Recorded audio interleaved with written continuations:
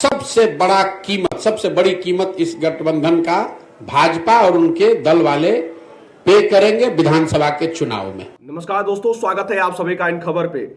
4 साल में 3 बार नीतीश कुमार ने मुख्यमंत्री पद की शपथ ले ली, लेकिन जैसे ही जब पिछली बार एनडीए से अलग होकर और महागठबंधन के साथ सरकार बनाए थे, तो उस समय भी चुनावी रणनीतिकार प्रशांत किशोर ने नीतीश कुमार को लेकर कई भविष्यवाणी की थी और कई बातें कही थी। ठीक उसी तरह एक बार फिर जो है प्रशांत किशोर नीतीश कुमार को लेकर भविष्यवाणी कर रहे हैं और वो बता रहे हैं कि क्यों नीतीश कुमार ने जो है पलटी मारी है और इसका खामियाजा कहां किसको कितना भुगतना पड़ेगा। जी हां, जनसुराज के सूत्रधार प्रशांत किशोर बेगूसराय में पहुंचे हुए थे। वहां पे बेगूसराय में मीडिया से बातचीत करते समय जब पूछा गया कि ये बिहार की सियासी गलियारे में जो इस समय घटनाक्रम हुआ है, जिस तरीके से नीतीश कुमार ने पलटी मारकर और भाजपा के साथ एनडीए की सरकार वहां पे बनाई है, इसका प्रभाव लोकसभा के चुनाव में कितना पड़ेगा। तो यहां पे सीधा सीधा प्रशांत किशोर ने इस बात पर जोर देते हुए कहा कि मैंने तो पहले भी कहा था कि नीतीश कुमार को लोकसभा में 5 सीटें भी नहीं आने वाली हैं और ये बात नीतीश कुमार को पता थी और ठीक इसी वजह से जो है वो पलटी भी मारे हैं और इसका फायदा भी होगा लोकसभा के चुनाव में। लेकिन इसका खामियाजा उन्होंने सीधा सीधा भाजपा के ऊपर निशाना साधते हुए कहा है कि इसका खामियाजा भाजपा को विधानसभा के चुनाव में भुगतना पड़ेगा, क्योंकि भाजपा भी वही काम कर रही है जो कांग्रेस ने किया। उन्होंने ये कहा कि 2020 में आपको जो है 74 सीटें मिली भाजपा को, तो आपने अपना मुख्यमंत्री क्यों नहीं बनाया, बिहार को नीतीश कुमार के रूप में थोप दिया, फिर वही नीतीश कुमार जो है पलटी मार गए। आपने क्यों नहीं अपना मुख्यमंत्री बनाया और जिम्मेदारी उठाई कि बिहार को संवारेंगे, बिहार के विकास में हम जोर लगाएंगे।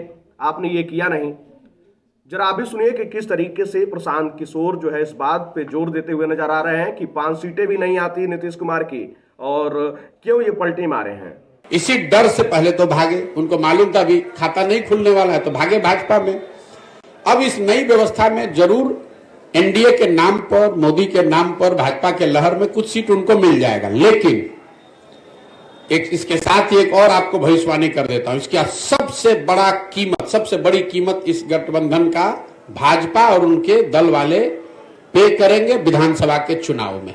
लोकसभा में नहीं, लेकिन भाजपा को इसकी बहुत बड़ी कीमत चुकानी पड़ेगी आने वाले विधानसभा चुनाव में। तो सुना आपने कि प्रशांत किशोर ने किन बातों पर जोर देते हुए क्या कुछ कहा है।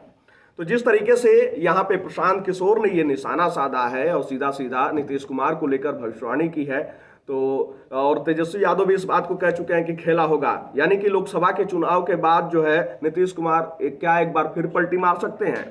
अब देखिए, प्रशांत किशोर ने यहाँ पे कांग्रेस को भी नहीं छोड़ा है। कांग्रेस के ऊपर बरसते हुए उन्होंने ये कहा कि जिस तरीके से कांग्रेस ने लालू प्रसाद यादव को चंद सांसदों की लालच में बिहार पर थोप दिया और बिहार की बर्बादी चलती रही, लालू प्रसाद यादव करते रहे, लेकिन कांग्रेस बस जो है देखती रही चंद सांसदों के लालच में। तो ठीक उसी तरीके से भाजपा भी नीतीश कुमार को बिहार के ऊपर थोप रही है। आप क्यों नहीं जिम्मेदारी उठाते हैं कि मेरा मुख्यमंत्री बनेगा और हम बिहार का विकास करेंगे। तो यहाँ पे चुनावी रणनीतिकार प्रशांत किशोर सीधा सीधा इस बात की भविष्यवाणी करते हुए नजर आ रहे हैं कि अगर ये जो है महागठबंधन के साथ लोकसभा का चुनाव लड़ते तो 5 सीटें भी नहीं आती और इधर अब चले गए हैं तो 30-35 सीटें जो है भाजपा यहाँ पे निकालना चाहती है लोकसभा की, लेकिन इसका खामियाजा विधानसभा में भुगतना पड़ेगा। ये तो प्रशांत किशोर कह रहे हैं। अब बिहार की जनता क्या सोचती है, बिहार की जनता क्या चाहती है कि बिहार में किसकी सरकार बने और ये नीतीश कुमार ने जो पलटी मारी है उसका बिहार के लोगों के अंदर क्या प्रभाव पड़ा है, आप लोग अपनी राय कमेंट बॉक्स में हमें जरूर बताइएगा।